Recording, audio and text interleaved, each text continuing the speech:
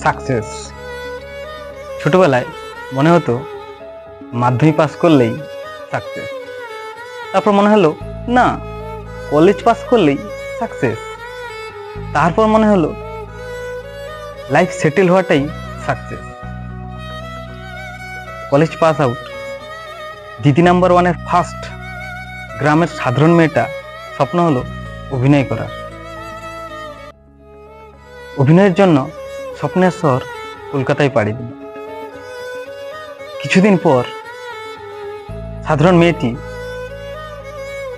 একজন বিবাহিত যুবকের প্রেমে পড়ল। মেয়েটি ভুলে গেল বাবা জমি বিক্রি করে কলকাতায় টাকা পাঠিয়েছে। সে ভুলে গেল নিজের স্বপ্নের জন্য বাবা বাড়ি না করে জমানো টাকা তাকে দিয়েছে। মেয়েটি ভুলে গেল নিজের ও বাবা মার স্বপ্ন। সে ভুলে গেল নিজের চোখে সমাজের ভরসার, পরবর্তী প্রজন্মের আশা।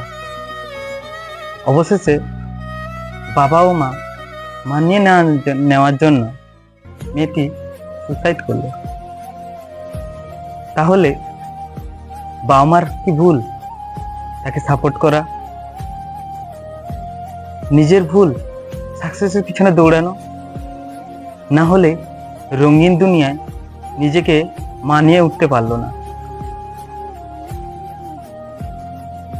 স্বপ্ন কোথাও যেন স্বপ্নই থেকে গেল।